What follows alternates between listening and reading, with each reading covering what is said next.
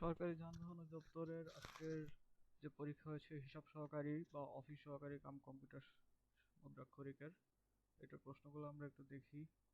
প্রথমে দেওয়া হচ্ছে যে ঢাকা শহরে যানজট নিরসনে 10টি উপায় বর্ণনা করুন।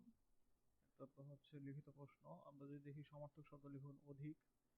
তো অধিকের সমার্থক শব্দ এখানে হবে আমরা দেখতে পাচ্ছি প্রথমে হচ্ছে অধিকের জন্য আমরা দিতে পারি অনেক, উর্মি হচ্ছে ঢেউ, এবং ধেনুর জন্য গাভী বা গরু। শব্দার্থ সহ বাক্য রচনা করুন, যেমন থ মারা। তো থ মারা হচ্ছে অবাক হওয়া, বাঘের দুধ মানে হচ্ছে দুঃসাধ্য বস্তু, সাত পাঁচ হচ্ছে নানা রকম, আর হাতের পাঁচ মানে হচ্ছে শেষ সম্বল।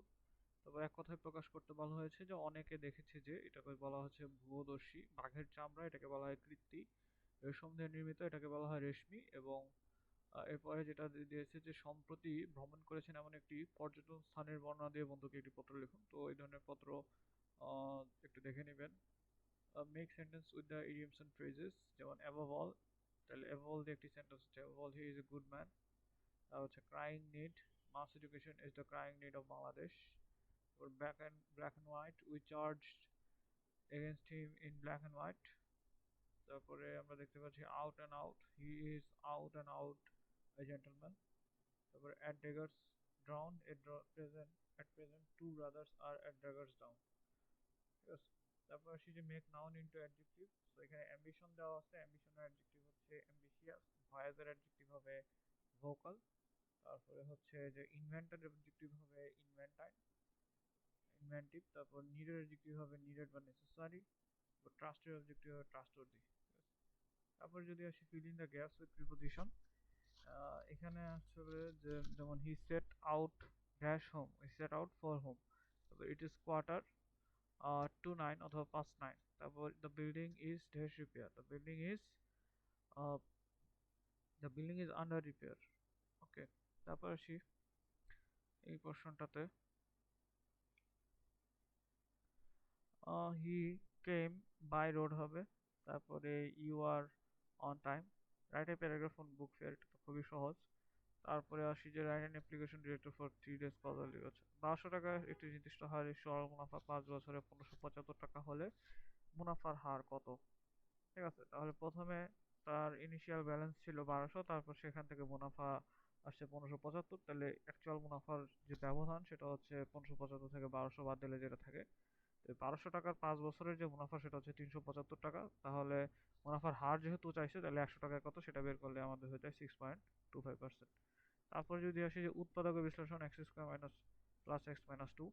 তো এটা হচ্ছে যেহেতু এখানে এক্স এর উপর ঘাত হচ্ছে 2টা, তাহলে আমরা এখান থেকে ইনিশিয়ালি অ্যাজুম করে নিচ্ছি যে এটার যেহেতু 20 আছে, তার মানে 4×5 = 20। তাহলে এক্স এর এখানে একটা একটা উৎপাদক অবশ্যই 5 হবে। সো সেজন্য প্রথমে এক্স প্লাস ফাইভ ইন্টু, আর এই পাশে দুটো এক্স প্লাস ফাইভ লিখে দিই। তারপর এটা ব্যালেন্স করি, এখানে এক্স ধারা শুরু করলাম, তাহলে এক্স স্কোয়ার প্লাস হচ্ছে 5x। তারপরে এখানে আহ, দেখতেছি যে আমার প্লাস এক্স আছে, তার মানে প্লাস এক্স করতে হলে -4x দিতে হবে। -4x দিয়ে এখানে একটা -4 দিয়ে গুণ করে তারপর দেখা যাচ্ছে এটা ব্যালেন্স হয়ে গেছে। তাহলে x plus five into x minus four.